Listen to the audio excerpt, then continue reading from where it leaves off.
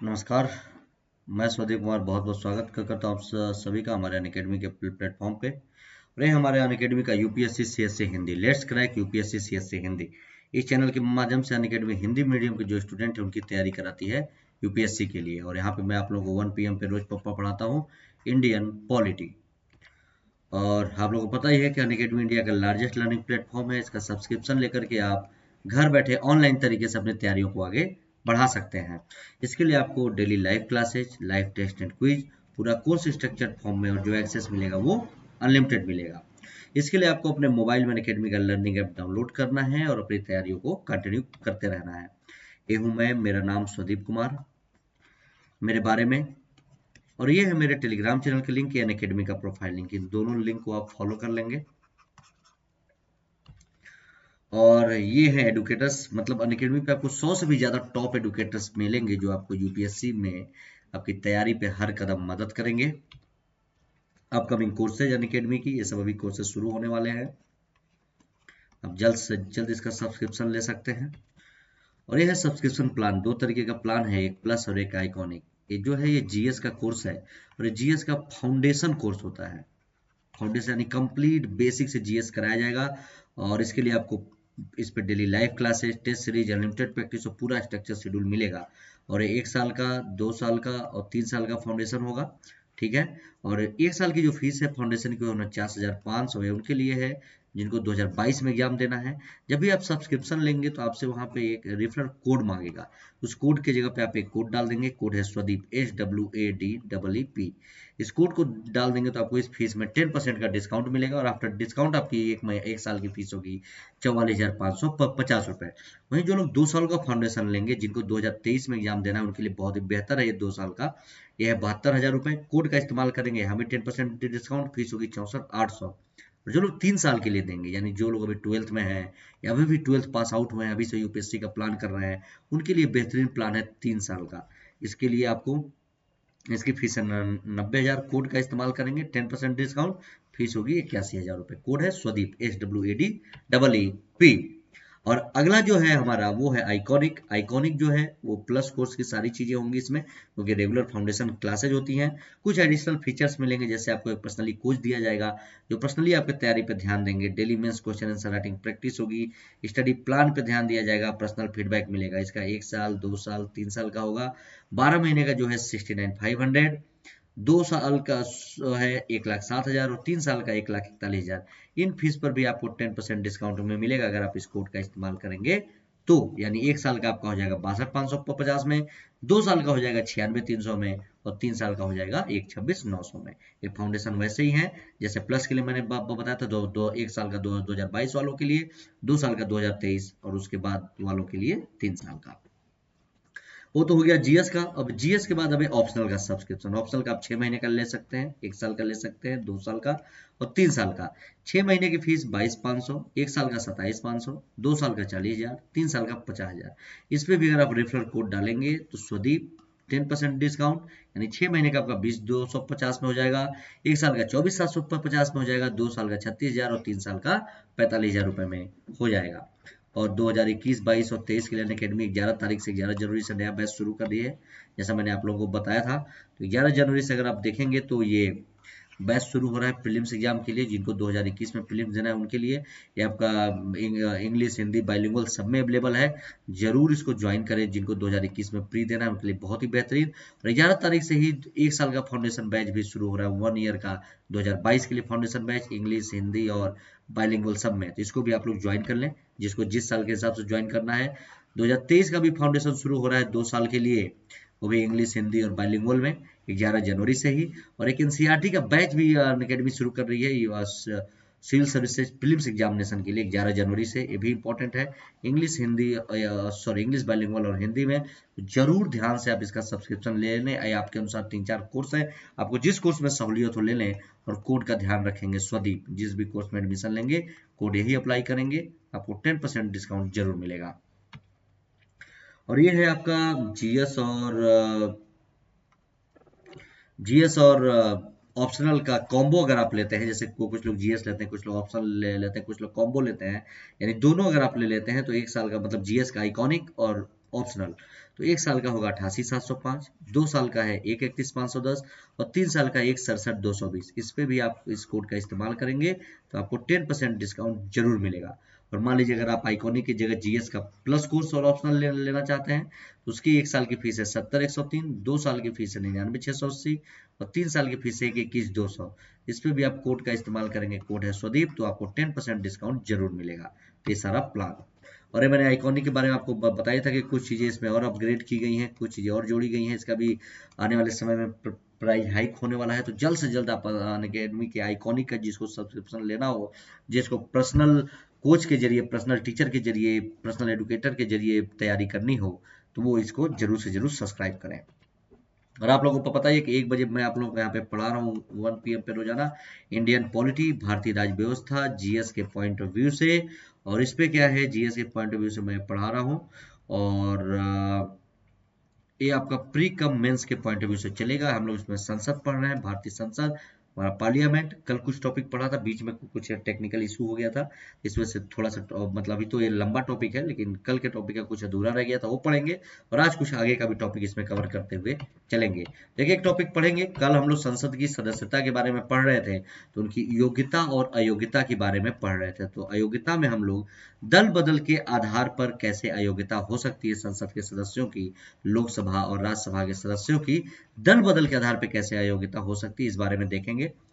क्योंकि यहीं से कल का वो करप्ट हो गया था फाइल, तो आगे का नहीं हम लोग देख पाए थे, यहीं से देखेंगे कि संविधान के अनुसार किसी व्यक्ति को संसद की सदस्यता से निर्हत ठहराया जा सकता है अगर उसे 10वीं अनुसूची के उपबंधों के अनुसार दल बदल का दोषी पाया गया हो। ठीक है, 10वीं अनुसूची के अनुसार अगर वो दल बदल का, जैसे सदस्यों को दल बदल विधि के निम्नलिखित उपायों के तहत निर्हत करार यानी अयोग्य करार दिया जा सकता है। तो ये निम्नलिखित आधार है क्या क्या, कि अगर वह स्वेच्छा से उस राजनीतिक दल का त्याग करता है जिस दल के टिकट पर उसे चुना गया हो, और अगर वह अपने राजनीतिक दल द्वारा दिए गए निर्देशों के विरुद्ध सदन में मतदान करता है या नहीं करता है तो भी, और अगर निर्दलीय चुना गया सदस्य किसी राजनीतिक दल में शामिल हो जाता है तो भी, और अगर कोई नामित या नाम निर्देशित सदस्य 6 महीने के बाद भी किसी राजनीतिक दल में शामिल होता है तो। और संसद की सदस्यता कैसे ग्रहण, ये देखिए। और भी उसमें क्या पॉइंट है अयोग्यता में, कि 10वीं अनुसूची के तहत निर्हता के सवालों पर निपटारा राज्यसभा में सभापति और लोकसभा में स्पीकर करता है। इसका जो दल बदल के तहत जो अयोग्यता होती है उसके सवालों का निपटारा राज्यसभा में सभापति करेगा, वही अध्यक्ष होता है। लोकसभा का जो अध्यक्ष होता है, स्पीकर होता है, वो करेगा। भारत का राष्ट्रपति नहीं करता है। और 1992 में उच्चतम न्यायालय ने निर्णय दिया कि सभापति या अध्यक्ष के निर्णय की न्यायिक समीक्षा की जा सकती है। तो सारे पॉइंट को ध्यान में रखेंगे। और किस किस आधार पर स्थान रिक्त हो सकते हैं, स्थानों का रिक्त होना संसद सदस्यों के, कि निम्नलिखित स्थितियों में संसद सदस्य का स्थान रिक्त हो सकता है। कैसे, ये देखिए। अगर दोहरी सदस्यता है तो कोई भी व्यक्ति एक समय में संसद के दोनों सदनों का सदस्य नहीं हो सकता। एक ही समय में कोई भी व्यक्ति लोकसभा और राज्यसभा दोनों का सदस्य नहीं हो सकता। अगर ऐसा होगा तो उसकी सदस्यता रिक्त हो जाएगी। इस कारण लोक प्रतिनिधित्व अधिनियम 1951 में निम्नलिखित प्रावधान दिए गए हैं। यदि कोई व्यक्ति संसद के दोनों सदनों में चुन लिया जाता है तो उसे 10 दिनों के भीतर यह बताना होगा कि उसे किस सदन में रहना है। अगर मान लीजिए लोकसभा राज्यसभा दोनों में चुन लिया गया तो 10 दिन के अंदर उस व्यक्ति को यह फैसला लेना पड़ेगा कि वो किस सदन में रहेगा, लोकसभा में या राज्यसभा में। अगर उसने सूचना नहीं दिया तो राज्यसभा में उसकी सीट खाली हो जाएगी और वो केवल लोकसभा में रहेगा। ये जरूर ध्यान में रखेंगे, उसकी राज्यसभा की ऑटोमेटिक 10 दिन के बाद सीट खाली हो जाएगी। ठीक है, और क्या कह रहा है, और चीजों का ध्यान रखिए। और क्या कह रहा है कि अगर किसी सदन का सदस्य दूसरे सदन का भी सदस्य चुन लिया जाता है तो पहले वाले सदन में उसका पद रिक्त हो जाता है। ठीक है, क्या कह रहा है कि अगर किसी सदन का सदस्य है, मान लीजिए लोकसभा का है, अगर वो राज्यसभा का चुन लिया गया, या राज्यसभा का है और वो लोकसभा का चुन लिया गया, अगर किसी का चुन लिया जाता है इस तरीके से, तो पहले जिस सदन में है उस सदन का स्थान रिक्त हो जाएगा। और अगर कोई व्यक्ति एक ही सदन में 2 सीटों पर चुना जाता है तो उसे स्वेच्छा से किसी एक सीट को खाली करने का अधिकार है, अन्यथा दोनों सीटें रिक्त हो जाती हैं। ठीक है, और इसी प्रकार कोई व्यक्ति एक ही समय में संसद या राज्य के विधानमंडल के किसी सदन का सदस्य नहीं हो सकता। एक ही समय में अगर कोई व्यक्ति निर्वाचित होता है तो उसे 14 दिनों के अंदर राज्य के विधानमंडल, मतलब जिस तरीके से संसद में है लोकसभा राज्यसभा में, वैसे राज्यों के विधानमंडल में भी है कि वो उस पे भी दोनों सदनों का सदस्य नहीं हो सकता। अगर होता है तो उसको राज्य के विधानमंडल की सीट को खाली करना होगा, अन्यथा संसद में उसकी सदस्यता समाप्त हो जाएगी। तो समय ये भी समझ लीजिएगा कि एक ही समय कोई भी व्यक्ति संसद का और राज्य के विधानमंडल दोनों का सदस्य नहीं हो सकता। अगर होता है तो उसको 14 दिन के भीतर राज्य के विधानमंडल की सीट को खाली करना पड़ेगा। और स्थानों का रिक्त होना में क्या है? निर्हता, अयोग्यता कि यदि कोई व्यक्ति संविधान में दी गई विशिष्ट निर्हता से ग्रस्त पाया जाता है, मतलब जो उसकी योग्यता दी गई अगर उससे ग्रस्त है तो उसका स्थान रिक्त हो जाता है। और यहाँ विशिष्ट निर्हता में संविधान की 10वीं अनुसूची में जो भी हमने पीछे पढ़ा वो सब शामिल है, दल बदल वगैरह सब कुछ। पद त्याग कर दे तब स्थान खाली हो सकता है। यदि कोई सदस्य यथा स्थिति राज्यसभा के सभापति या लोकसभा के अध्यक्ष को संबोधित त्याग पत्र द्वारा अपना स्थान त्याग सकता है या त्याग पत्र स्वीकार होने पर उसका स्थान रिक्त हो जाता है। हालांकि सभापति या अध्यक्ष त्याग पत्र को स्वीकार नहीं भी कर सकता है, बशर्ते उसे ऐसा लगे कि त्याग पत्र स्वेच्छा से नहीं दिया गया है या वास्तविक नहीं है, तो स्पीकर या सभापति नहीं स्वीकार करेगा। और अगर कोई चाहेगा तो त्याग पत्र देकर भी अपने पद को छोड़ सकता है। अनुपस्थिति, अगर अनुपस्थित है कैसे? यदि कोई सदस्य सदन की अनुमति के बिना 60 दिन की अवधि से अधिक समय के लिए सदन की सभी बैठकों में अगर अनुपस्थित रहता है तो सदन उसका पद रिक्त घोषित कर सकता है। ठीक है। और 60 दिनों की अवधि में गणना संसद के स्थगन या 17 अवसान की लगातार 4 दिनों से अधिक अवधि को शामिल नहीं किया जाएगा। उसमें 60 दिनों की अवधि की जो गिनती होगी उसमें जैसे सदन का स्थगन या उसका 17 अवसान किया जाता है, इन सब की अवधि को नहीं गिना जाएगा।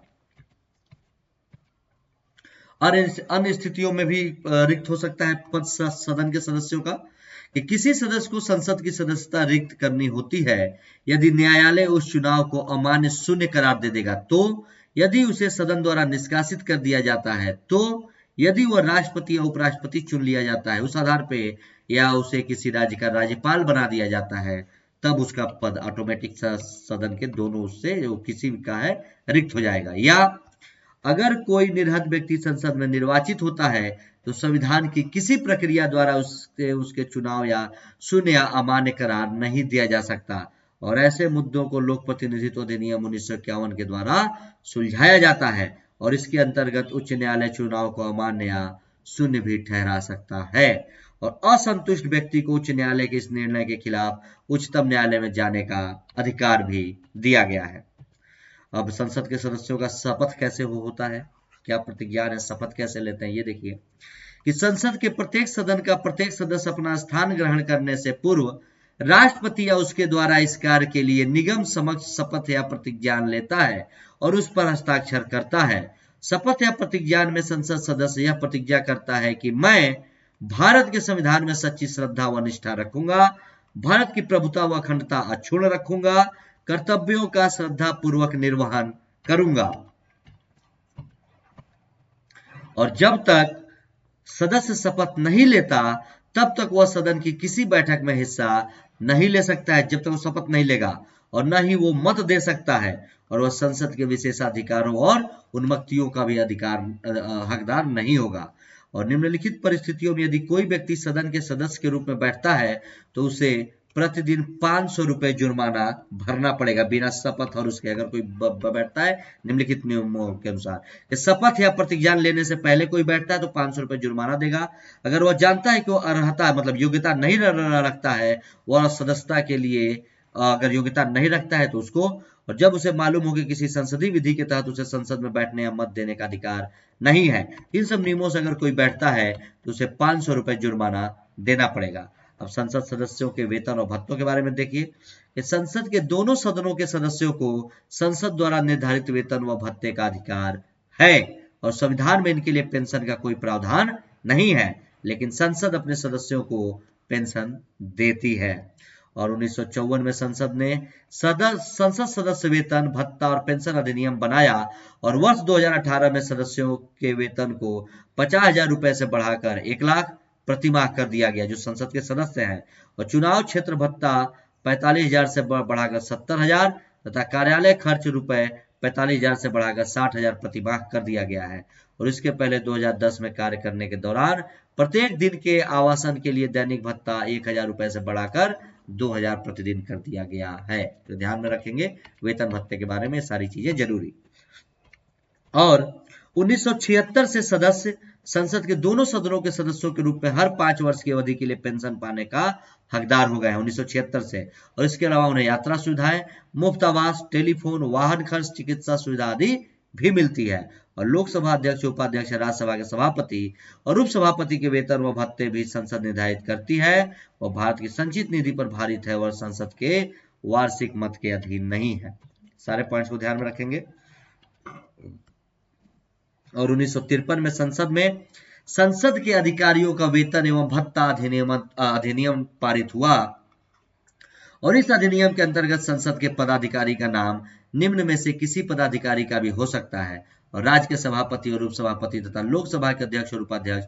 2018 में संसद ने राज्यसभा के सभापति के वेतन 25 लाख रुपए प्रति माह से बढ़ाकर, सॉरी ये 25,000 है ना, और इसको 1 लाख प्रति माह कर दिया है। ध्यान में रखेंगे, ये थोड़ा टाइपिंग मिस्टेक हो गया है।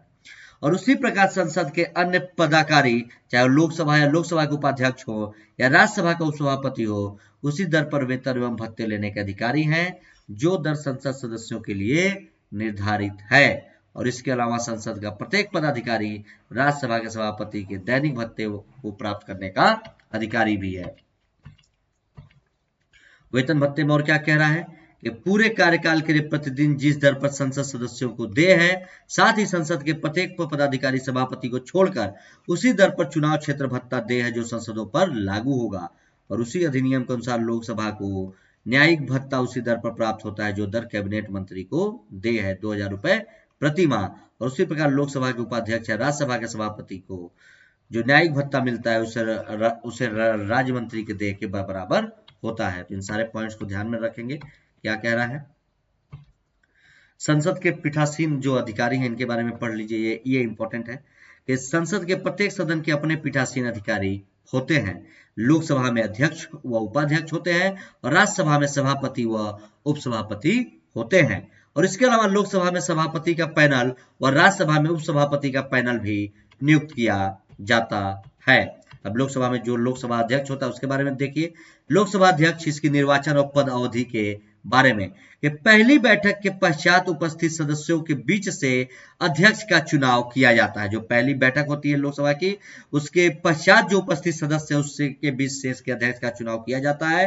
और जब अध्यक्ष का स्थान रिक्त होता है तो लोकसभा इस रिक्त स्थान के लिए किसी अन्य सदस्य को चुनती है और राष्ट्रपति लोकसभा अध्यक्ष के चुनाव की तारीख निर्धारित करता है। कौन करता है? राष्ट्रपति। और आमतौर पर अध्यक्ष लोकसभा के जीवन काल तक पद धारण करता है, यानी जब तक लोकसभा का कार्यकाल है तब तक का, एक सीजन में। और हालांकि उसका पद निम्नलिखित 3 मामलों में इससे पहले भी समाप्त हो सकता है कि यदि वह सदन का सदस्य नहीं रहता है तो, और यदि वह उपाध्यक्ष को संबोधित अपने हस्ताक्षर सहित लेख पद द्वारा पद त्याग दे दे तो, या यदि लोकसभा के मतलब वो उपाध्यक्ष को, लोकसभा का अध्यक्ष है, उपाध्यक्ष को लिखित रूप से पद त्याग दे दे अपना हस्ताक्षर सहित। और यदि लोकसभा के तत्कालीन समस्त सदस्य बहुमत से संकल्प द्वारा उसे उसके पद से हटा दें, और ऐसा संकल्प अब तक प्रस्तावित नहीं किया जाएगा तब तक जब तक कि उस संकल्प को प्रस्तावित करने के आशय से कम 14 दिन पूर्व की उसको सूचना लोकसभा अध्यक्ष को न दी गई हो। तो ये सारे इंपॉर्टेंट है, ध्यान में रखेंगे। और जब अध्यक्ष को हटाने के लिए संकल्प विचाराधीन है तो अध्यक्ष पीठासीन नहीं होगा, किंतु उसे लोकसभा में बोलने और उसकी कार्रवाई में भाग लेने का अधिकार होगा, लेकिन वो उस पद पर नहीं बैठेगा। और ऐसी स्थिति में उसे मत देने का अधिकार होगा, परंतु मतों के बराबर होने की दशा में मत देने का अधिकार नहीं होगा। और यहाँ ध्यान देने योग्य बात है कि जब लोकसभा विघटित होती है तो अध्यक्ष अपना पद नहीं छोड़ता, वह नई लोकसभा की बैठक तक पद धारण करता है। ध्यान में रखेंगे, सारे इंपॉर्टेंट।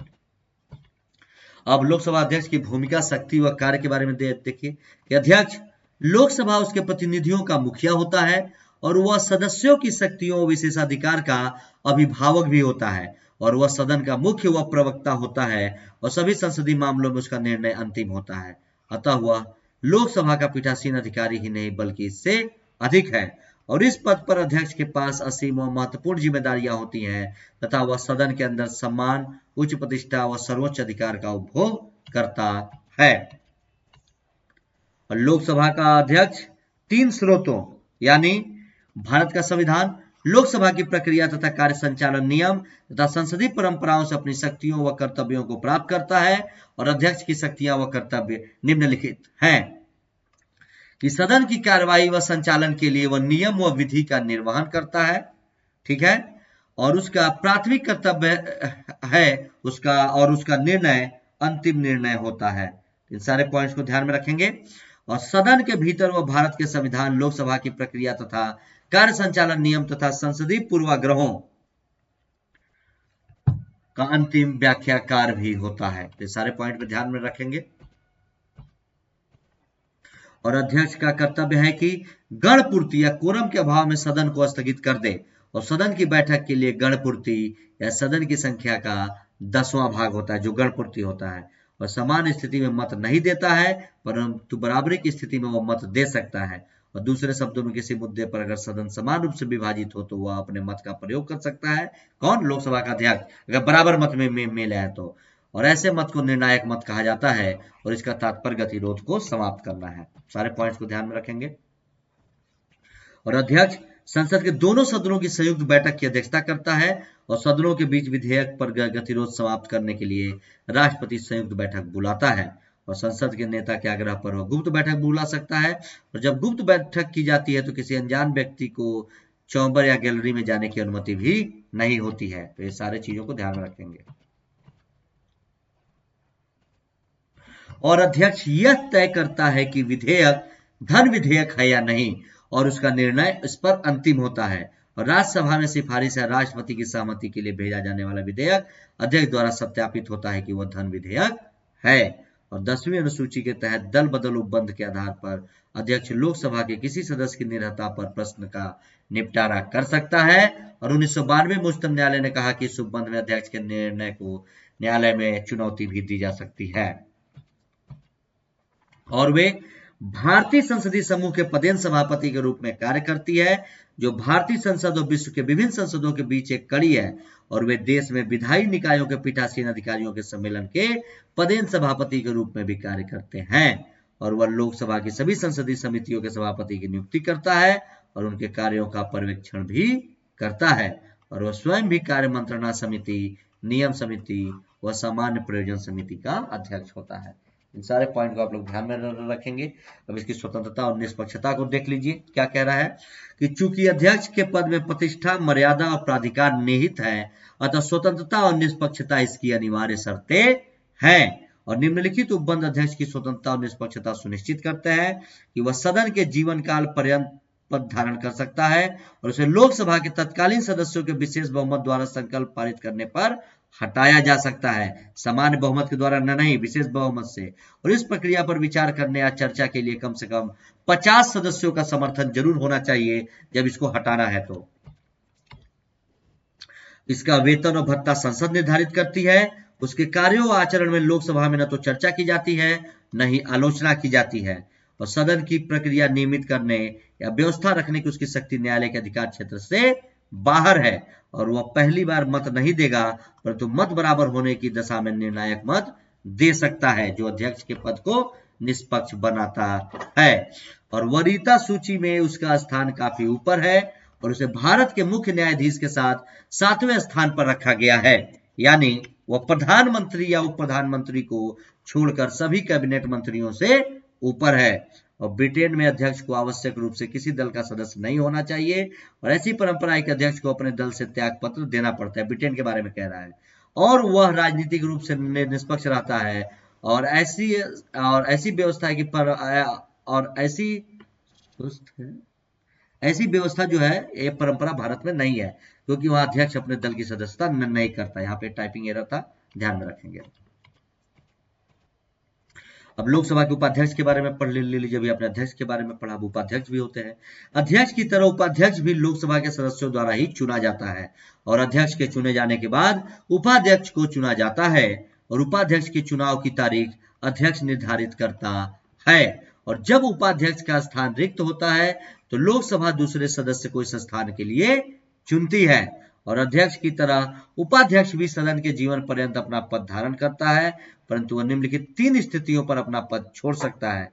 अगर वो सदन का सदस्य नहीं है तब, अगर वो नहीं रहेगा तब, और अध्यक्ष को संबोधित अपने हस्ताक्षर सहित त्यागपत्र दे करके और संकल्प द्वारा उसे अपने पद से हटाए जाने पर, और ऐसा संकल्प तब प्रस्तावित नहीं किया जाएगा जब तक उस संकल्प को प्रस्तावित करने के लिए आशय कम से कम 14 दिन पूर्व सूचना न दी गई हो। इसमें क्या है कि अगर लोकसभा के स्पीकर को अपना त्याग पत्र देना है तो वह लिखित हस्ताक्षर करके किसको देगा? उपाध्यक्ष को देगा, और उपाध्यक्ष को देना है तो वो अध्यक्ष को देगा। सेम प्रोसेस है, ठीक है। और अध्यक्ष पद रिक्त होने पर उपाध्यक्ष उनके कार्यों को करता है और सदन की बैठक में अध्यक्ष की अनुपस्थिति की दशा में उपाध्यक्ष अध्यक्ष के तौर पर काम करता है और दोनों स्थितियों में वह अध्यक्ष की शक्ति का निर्वहन करता है। और संसद के दोनों सदनों की संयुक्त बैठक में उपाध्यक्ष क्या होता है? पीठासीन अधिकारी होता है। इन सारे पॉइंट्स को आप लोग ध्यान में रखेंगे।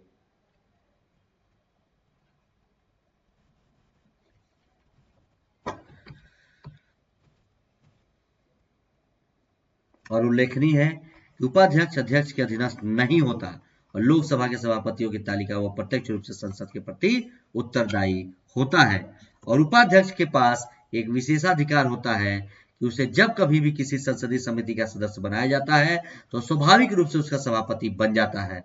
और अध्यक्ष की तरह उपाध्यक्ष भी जब पीठासीन होता है तो पहली बार मत नहीं दे सकता, केवल मत बराबर होने की दशा में मत करता है। और जब उपाध्यक्ष को हटाने का संकल्प विचाराधीन होता है तो वह पीठासीन नहीं होगा, हालांकि उसे संसद में उपस्थित रहने का अधिकार दिया गया है। तो सारा अपने कॉन्सेप्ट के लिए पढ़ लेंगे उपाध्यक्ष वगैरह के बारे में, यहाँ से बहुत ज्यादा क्वेश्चंस भी नहीं आते हैं। अपने कॉन्सेप्ट के अनुसार सारे पॉइंट्स को आप लोग ध्यान में रखेंगे।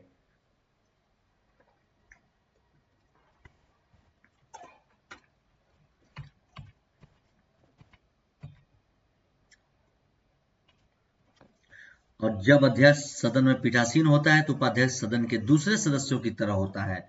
उसे सदन में बोलने, कार्रवाई में भाग लेने और किसी प्रश्न पर मत देने का अधिकार होता है। और उपाध्यक्ष संसद द्वारा निर्धारित किए गए वेतन व भत्ते का हकदार है जो भारत की संचित निधि द्वारा देय होता है। और 10वीं लोकसभा तक अध्यक्ष और उपाध्यक्ष अमूमन सत्ताधारी दल के होते थे, लेकिन 11वीं लोकसभा से इस पर सहमति हुई कि अध्यक्ष सत्ताधारी दल का हो, वह जो उपाध्यक्ष होगा लोकसभा का वह विपक्षी दल से होना चाहिए। इस सारे बात को ध्यान में रखेंगे। और अध्यक्ष या उपाध्यक्ष पद धारण करते समय कोई अलग शपथ या प्रतिज्ञा नहीं लेता है, एक ही।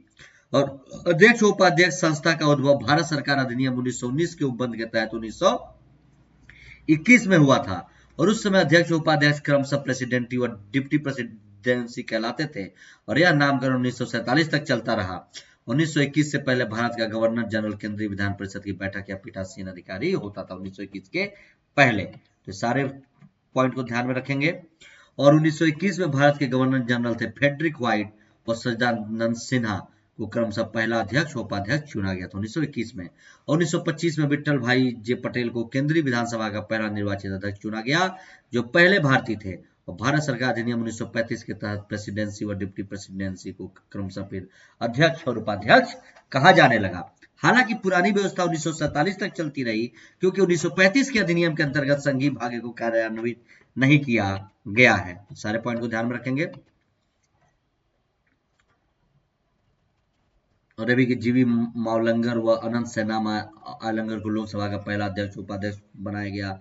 जीवी मावलंकर को विधानसभा के अध्यक्ष के साथ साथ प्रांतीय संसद का अध्यक्ष भी नियुक्त किया गया। उन्होंने एक दशक तक लोकसभा के अध्यक्ष का पद संभाला। तो ये सब आप फैक्ट ध्यान में रख लेंगे।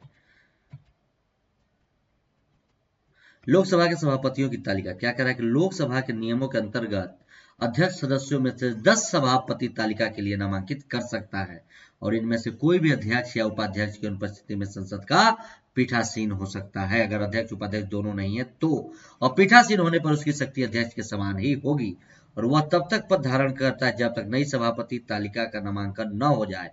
और जब इस पैनल का सदस्य अनुपस्थित रहता है तो सदन किसी अन्य व्यक्ति को अध्यक्ष निर्धारित कर सकता है। अरे फिर यहीं पे करप्ट हो गया। ये फिल फाइल आज लगता है मेरी यहीं पे करप्ट हो गई है। मैं आप लोगों को इसके आगे अब कल पर पढ़ाता हूँ। मैं टेक्निकल कुछ इशू देखता हूँ, मेरी फाइल पता नहीं क्यों करप्ट हो जा रही है। मैं इसको चेक करता हूँ कल, तो फिर बताता हूँ, ठीक है। तब तक के लिए धन्यवाद, नमस्कार।